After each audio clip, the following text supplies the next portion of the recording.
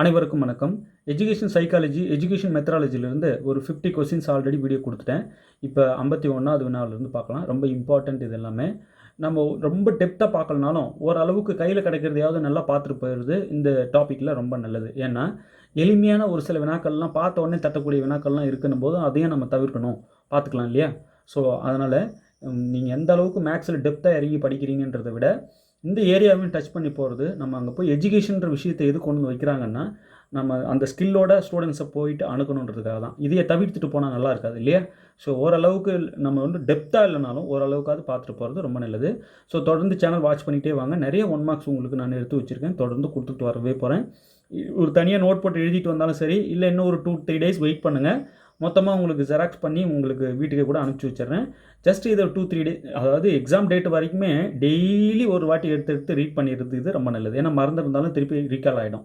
இதை ஃபுல்லாக படிக்க என்ன அதிக நேரம் 10 நிமிஷம் ஃபாஸ்ட்டாக நான் படிப்பேன் பாருங்கள். இந்த மாதிரி படிச்சிங்கன்னா ஒரு தாட்டி டெய்லி படிச்சிங்கன்னா ஒரு 10 மினிட்ஸ் அதிகபட்சம்.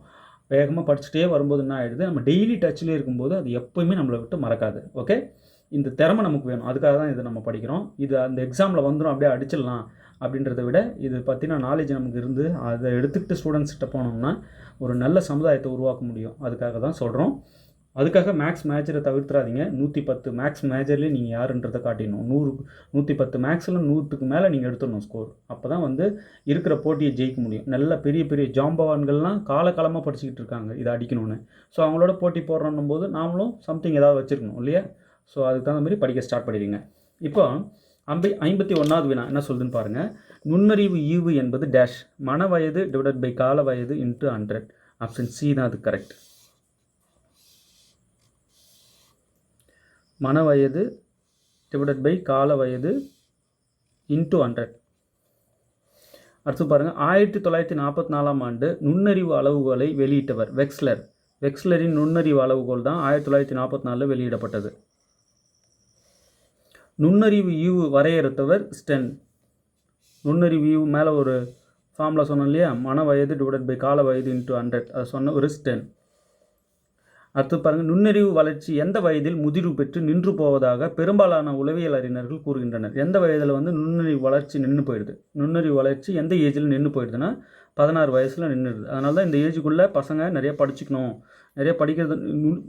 நுண்ணறிவு வளர்ச்சி இங்கே தான் நிற்குது, இதுக்குள்ளவே நல்லா படிச்சுக்கணும்னு சொல்லிட்டு நம்ம அட்வைஸ் பண்ணுறோம். அடுத்தது, நுண்ணறிவு ஈவு 140க்கு மேலே உள்ளவர்கள் மேதைகள். 140க்கு மேலே இருக்கிறவங்கள நுண்ணறிவு ஈவுக்கு நம்ம கால்குலேட் பண்ணுவோம் இல்லையா? அந்த கால்குலேஷனில் நம்ம 140க்கு மேலே இருக்குது சார் நுண்ணறிவு ஈவுன்னா அவங்க மேதைகள் சொல்லிடுறோம். ஓகே, அடுத்தது பாருங்கள், சராசரி திறன் படைத்தவர்களின் நுண்ணறிவு ஈவு 90லேருந்து 109க்குள்ளே இருக்கும். சராசரி திறன் படைத்தவர்கள் இருக்காங்க இல்லையா, அவங்களோட நுண்ணறிவு ஸ்கேல் 90 to 109. பெண் கல்வி மேம்பட பெண்களுக்கான கல்வி நிலையங்களை தொடங்குதல், தமிழ் உள்ளிட்ட பிராந்திய மொழிகளை பயிற்று மொழியாக்குதல் என 2 முக்கிய மாற்றங்களை முன்மொழிந்த குழு. பெண் கல்வியை பற்றி பேசினது டாக்டர் லட்சுமணசாமி முதலியார் குழு தான். பெண் கல்வியை பற்றி பேசினாங்க இவங்க. அடுத்தது பாருங்கள், இந்திய கல்விக் குழுக்களிலேயே நிறைய கல்விக் குழுக்கள் இந்தியாவில் வந்தது இல்லையா?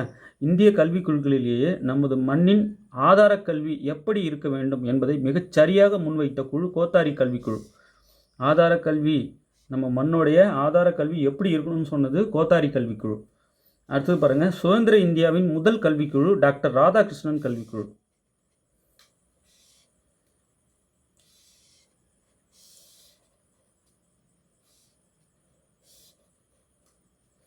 சுதந்திர இந்தியாவின் முதல் கல்விக்குழு டாக்டர் ராதாகிருஷ்ணன் கல்விக்குழு.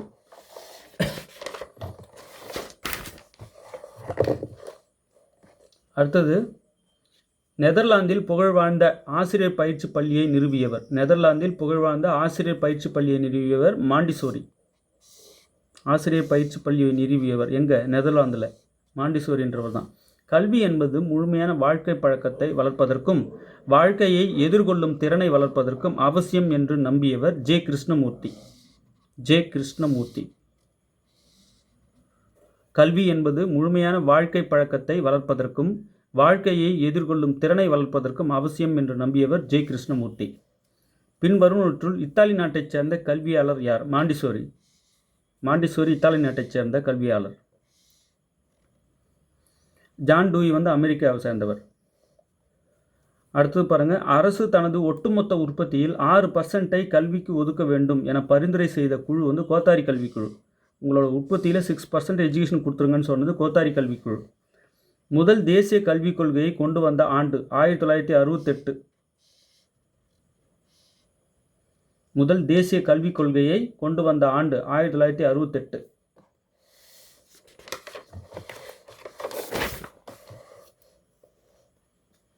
சிகாகோ பல்கலைக்கழகத்தில் ஆய்வக பள்ளிகளை நிறுவியவர் ஜான் டூயி. ஆய்வக பள்ளிகள்னாலே நமக்கு ஜான் டூயி நேம் ஞாபகத்துக்கு வரணும். சிகாகோவில் பள்ளியும் சமுதாயமும் என்ற நூலை எழுதியவர் ஜான் டூயி. பள்ளியும் சமுதாயமும் என்ற நூலின் ஆசிரியர் ஜான் டூயி. எமிலி என்ற நூலை எழுதியவர் ரூசோ. ஆக்சுவலாக எமிலின்றது ஒரு இளைஞனோட நேம், அது ரூசோ. எமிலி என்ற நூலை எழுதியவர். ரூசோ எழுதிய மிகச்சிறந்த தத்துவ நூல் எது? இங்கே இருக்கிற 4மே ரூசோ எழுதிய நூல்கள் தான். ஆனால் தத்துவ நூல் வந்து சமுதாய ஒப்பந்தம்ன்றது தான் ரூசோ எழுதிய தத்துவ நூல்.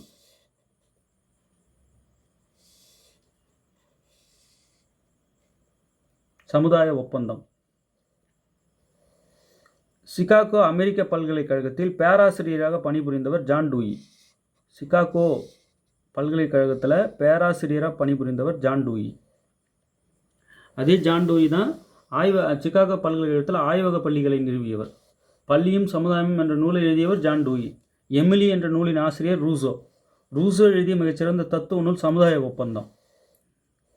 அது பாருங்க, தி ரிபப்ளிக் என்ற நூலின் ஆசிரியர் பிளாட்டோ. தி ரிபப்ளிக் என்ற நூலின் ஆசிரியர் பிளாட்டோ. ஓகே, இது எல்லாத்தையுமே உங்களுக்கு ஜெராக்ஸ் பண்ணி உங்களுக்கு ஒட்டுமொத்தமாக அனுப்பி விட்டுறேன். இன்னும் 2-3 டேஸில் ஒரு ரிவைஸ் பண்ணிக்கோங்க. மேக்ஸ் மேஜர் படிக்கிறதுல முழு மூச்சாக இருங்க. இந்த வீடியோஸும் அப்பப்போ பார்த்துட்டு வாங்க. நோட்ஸ் எடுக்க முடிஞ்சால் எடுங்க, இல்லைனா நான் அனுப்பி விட்டுறேன். இல்லை சார், நான் தினமும் எழுதிட்டே வந்துடுறேன் பார்த்துன்னா ரொம்ப சந்தோஷம்.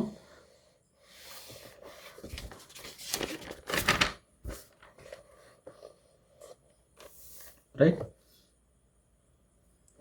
ஸோ டோட்டலாக ஒரு 71 மார்க்ஸ் வந்திருக்கு எஜுகேஷன் சைக்காலஜி, எஜுகேஷன் மெத்தடாலஜியில். இதில் ஒன்று கூட விட்டுறாதீங்க. இது எல்லாமே ரொம்ப இம்பார்ட்டன்ட். அவங்களால தவிர்க்கவே முடியாது. இந்த ஏரியாவுக்கு போனாலே இதை எடுத்து தான் ஆகணுன்ற மாதிரி அவங்களுக்கு தோணணும். அப்படி பார்த்து எடுத்து எழுதிட்டு இருக்கேன். பெரிய சப்போர்ட்டாக இருக்கும். உங்களுக்கு ஸ்டடி மெட்டீரியல் மேக்ஸ் ஏதாவது தேவைப்படுது அப்படின்னா இருக்கிற டைமுக்கு படிக்கிறதுக்கு 3000 கொஸ்டின் டீட்டெயில் சொல்யூஷன் புக்லெட் போட்டிருக்கோம் மேக்ஸ்க்கு. ஸோ மேக்ஸுக்கு 3000 கொஸ்டின் டீட்டெயில் சொல்யூஷன் புக்லெட் வேணும்னாலும், இல்லை ஹேண்ட் ரிட்டன் காப்பி ஒரு 3 புக்லெட் போட்டிருக்கோம், அதுவும் ரொம்ப இம்பார்ட்டன்ட் தான். அதுவும் வேணும்னாலும் 7358591547 இந்த நம்பர் காண்டாக்ட் பண்ணுங்கள். இப்போ நிறைய பேர் என்ன கால் பண்ணுறாங்கன்னா, இந்த எஜுகேஷன் சைக்காலஜி தமிழ் எலிஜிபிலிட்டி கொடுங்கன்னு தான் கால் பண்ணுறாங்க. இன்னும் ஒரு 2-3 டேஸில் பல்க் ஷாப் கொஞ்சம் நிறைய கொடுக்க ட்ரை பண்ணுறேன். ஓகே, இதில் எதையுமே விடாமல் பல வாட்டி டெய்லி மார்னிங் வந்து படிச்சுட்டே இருங்க ரிப்பீட்டடாக. பெரிய சப்போர்ட்டாக இருக்கும். தேர்வில் வெற்றி பெற வாழ்த்துக்கள். தேங்க்யூ.